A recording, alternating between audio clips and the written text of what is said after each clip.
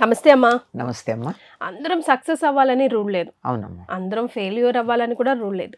కాకపోతే ఫెయిల్ అయినప్పుడు మళ్ళీ రీమోటివేట్ అయ్యి పైకి లేవడం చాలా ఇంపార్టెంట్ కదమ్మా. సో అలాంటి పిల్లలకి మీరు చెప్పే మాట? సముద్రపు అల ఉదాహరణగా చెప్పాలి. Ups and downs. ఏ అల కూడా పడ్డాను కదా అని ఆగదు, విరిగిన ప్రతి అల మళ్ళీ పైకి లేస్తుంది. ఇది ఉదాహరణ. సముద్రపు అలల్లాగా నిరంతరం శ్రమిస్తూనే ఉండాలి.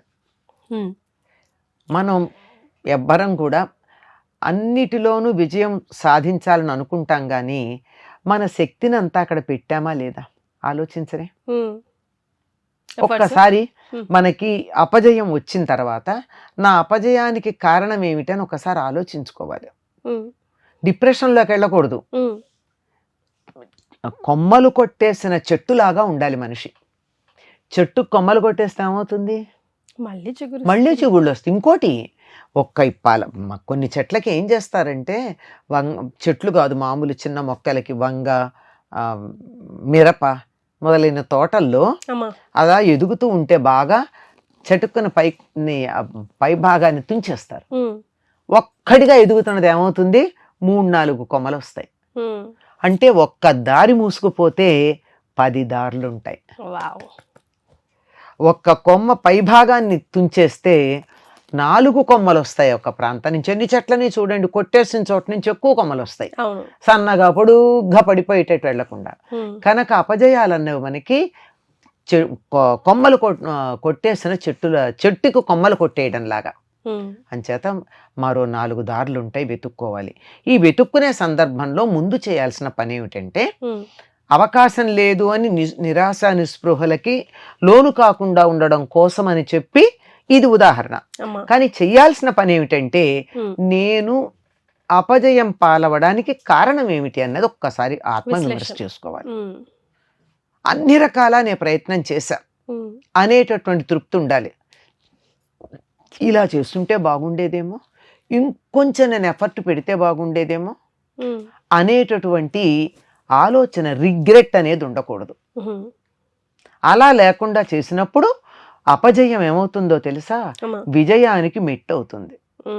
అన్నీ కూడా చెప్తారు కదా, అపజయాలన్నీ విజయాలకి మెట్ల లాంటివి. ఈ మెట్టు మీద 1 నిమిషం ఆగావంతే, అంతేగాని పడిపోలేదుగా. నువ్వు నిరాశకి లోనైతే పడిపోతావు, నిరాశ పడకపోతే మెట్టు మీదే ఉండి పై మెట్టు మీదకి పెడతావు. అది ఆలోచించుకోవాల్సినటువంటి విషయం. దీనికి మనకి అనేక ఉదాహరణలు చెప్తారండి, ఫెయిల్యూర్స్కి సంబంధించిన ఉదాహరణలు. దక్షిణ అమెరికాలో ఒక గోల్డ్ మైన్ తవ్వాడు బంగారం ఉందని విసుగొచ్చేసి అమ్మేశాడు కారు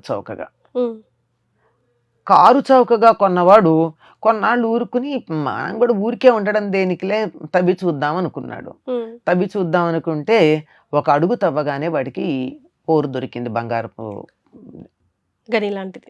గనిలో బంగారం దొరికింది. అంటే వాడి విజయానికి ఎంత దూరంలో ఆగిపోయాడు? 1 అడుగు దూరంలో ఆగిపోయాడు. ఇలాంటి 1 నిమిషంలో ఆగిపోయిన వాళ్ళు, 1 క్షణంలో ఆగిపోయిన వాళ్ళు, 1 అంగుళంలో ఆగిపోయిన వాళ్ళు అనేక మంది ఉన్నారు. వీటికి సంబంధించి ఒక గ్రంథమే ఉంది. ఎవరెవరు ఎక్కడ ఒక్క విసుగొచ్చి చివరిలో ఇంతలో ఆగిపోతే ఇంకొకళ్ళు ఆ విజయం తీసుకున్నారు అనేది చారిత్రకమైన సత్యాలతో రాసినటువంటి గ్రంథం ఒకటి ఉంది. అంటే దురదృష్టవంతులోనూ ఏదో ఉంది, దాని అర్థం వచ్చేటటువంటిది. అంటే అదృష్టాన్ని చాలా కష్టపడి 1 క్షణంలో, దాంట్లో మొదటిది ఇది. అలాగే పరుగు పందెంలో ఒక క్షణంలో ఓడిపోయిన వాళ్ళు, అంటే అక్కడ దాకా వచ్చి గెలిచాము అనుకుని వాడు అనుకున్నట్ట, అక్కడ కనపడుతూ ఉంటే కట్టే తాడు ఉంటుంది కదా, దాటి వెళ్ళేది, వచ్చేసానని అనుకుని ఆ క్షణంలో రిలాక్స్ అయిపోయాడు, ఆ క్షణంలో వాడు ఆగిపోయాడు. ఇట్లా వస్తాయన్నమాట. అందుకని ఆఖరి క్షణం దాకా జాగ్రత్తగా ఉండాలి. అన్నింటికన్నా ప్రధానంగా మనకు కనపడేది దితి యొక్క కథ. ఆవిడ ఇంద్రుణ్ణి చంపడానికి తగినటువంటి కుమారుడు కావాలని చెప్తే 10,000 సంవత్సరాలు నువ్వు ఓ నియమం పాటించమని భర్త చెప్తే 9,999 సంవత్సరాల దాకా అయ్యింది. ఆవిడ దగ్గరే ఉండి అవకాశం ఎప్పుడు దొరుకుతుందా అని ఆవిడికి సేవ చేస్తూ కూర్చున్నాడు ఇంద్రుడు. ఇది తెలుసు ఆవిడకి ఏ కోరికతో చేస్తోందో. అలాంటప్పుడు ఇంకా ఈ విషయం చెప్పేసింది అతనికి, తెలిసిందే చెప్పింది. చెబుతూ అప్పుడు రిలాక్స్ అయింది, వచ్చింది అని. దాంతో ఆవిడ చేసిన పొరపాటుకి ఇంద్రుడు లోపల ప్రవేశించి ఆ పిండాన్ని ముక్కలు చేశాడు. వారు మరుత్తులుగా పుట్టారనుకోండి. అంటే విజయం లభించే వరకు చెప్పకూడదు, ఆపకూడదు. చెప్పకపోవడమే కదా, ఆపకూడదు. అందుకే ఎక్కడుంటుందంటే విజయం, మనం ఓడిపోయారని అనుకుంటాం కానీ ప్రయత్నంలో విజయం సాధించారా లేదా అన్నది ప్రధానం. అదే పరిపూర్ణంగా పెట్టారా లేదా.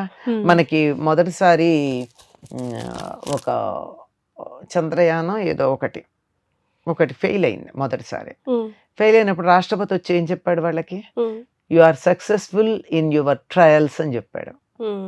మీ ప్రయత్నాల్లో మీరు విజయం సాధించారు.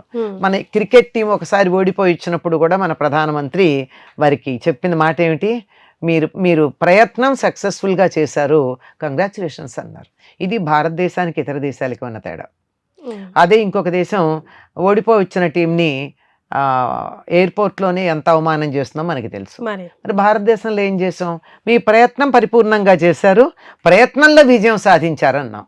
అంచేత విజయం అన్నది ఫలితంలో కన్నా కూడా ప్రయత్నంలో ప్రధానంగా ఉంటుంది. ఎప్పుడైతే ఈ రకమైనటువంటి మాట విన్నామో, ప్రయత్నం పరిపూర్ణంగా చేశామనే నమ్మకం ఇతరులు అనడమే కాకుండా మనకే అనిపించిందో, ఇంకొకసారి ఫూల్ ప్రూఫ్గా చేస్తాం. అందుకని అపజయాలన్నవి స్టెప్పింగ్ స్టోన్స్. దాంతో మరింత వేగంగా రెట్టించిన వేగంతో ముందుకెళ్ళాలి. దీనికి నేను ఉదాహరణ ఏం చెప్తానంటే, ఎలక్ట్రిక్ వెహికల్స్ ఉదాహరణ చెప్తా. With every break battery will get recharge. So అమ్మా సూపర్. అంటే నీకు బ్రేక్ వచ్చిందనుకో, బ్యాటరీ మీది రీఛార్జ్ అవుతుంది కదా, ఏం పర్వాలేదు. అంటే నీ స్పీడ్ తగ్గింది కానీ బ్యాటరీ ఛార్జ్ అయింది. So what is it's okay. ఇప్పుడు మనకి ప్రధానమైన కొంతమందిని గురించి ఉదాహరణలు చెప్పాలంటే, అబ్దుల్ కలాం గారు, అమితాబ్ బచ్చన్ గారు ఇద్దరు కూడా ఎయిర్ ఫోర్స్ లో జాయిన్ అవుదాని వెళ్ళారు. అంటే ఒకేసారి కాదనుకోండి, డిఫరెంట్ టైమ్స్ లో. ఇద్దరు ఏదో కారణంగా సెలెక్ట్ కాలేదు. ఎయిర్ ఫోర్స్ లో మహా అయితే జనరల్ గా రిటైర్ అయ్యేవారేమో, కానీ తర్వాత ఏమయ్యారు వాళ్ళు. ఒక ఆయన అగ్ని మ్యాన్ అని కదా ఆయన చేసింది, అగ్ని సక్సెస్ఫుల్ గా తయారు చేశాడు అబ్దుల్ కలాం.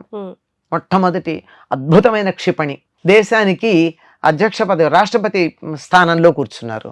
తర్వాత మరొక్కసారి ఆ స్థానం ఇస్తానంటే నాకు అది అక్కర్లేదని తృణీకరించగలిగిన స్థాయికి ఎదిగాడు.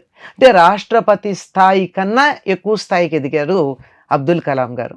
ఆ రోజు అక్కడ సక్సెస్ అయితే ఏమయ్యేది. అలాగే అమితాబ్ బచ్చన్ ఎలా తయారయ్యాడు, ఐకాన్ అయిపోయాడు కదండి దేశానికి. ఆయన కుటుంబం, ఆయనే కాదు ఆయన కోడలతో సహా లండన్లో ఉన్న మైనపు బొమ్మల్లో స్థిరంగా వ్యాక్స్లో మిగిలిపోయారు. ఆ స్థాయికి వచ్చారు. కనుక ఫెయిల్యూర్స్ అనేవి జీవితాన్ని మలుపు తిప్పేవే తప్ప, మరొక దారికి వెళ్ళమని సలహా ఇచ్చేవే తప్ప కుంగదీయాల్సినవి కాదు. కనుక మరొక మార్గం మనకు అక్కడ ఉంది. బెటర్ వే ఈజ్ దేర్ అని చెప్తాయి ఫెయిల్యూర్స్. అంతే కదమ్మా. సక్సెస్ కి స్టోరీస్ ఏమి ఉండవు, బట్ ఫెయిలియర్స్ అయినప్పుడే they are more stories to learn or rewind or పాఠాలు నేర్చుకుంటారు కదా. ముందరే చెప్పాక మనం ఎందుకు ఫెయిల్ అయ్యామన్న దాని దగ్గర ఆలోచించాలి. వాళ్ళిద్దరికి దే హ్యావ్ ఏ రీజన్. అంచేది ఇది మంది కాదు అనుకున్నారు, కుంగిపోలేదు. అదో మరొకళ్ళు అయితే ధృతరాష్ట్రుడిలాగా నా కళ్ళు లేకపోతే సింహాసనం మీద కూర్చోలేదని కుంగిపోయి వంశనాశనానికి కారకం అయ్యాడు. అట్లా కాకుండా మరో మార్గానికి వెళ్ళారు. అది విషయం. సూపర్ అమ్మా, well said. Thank you so much.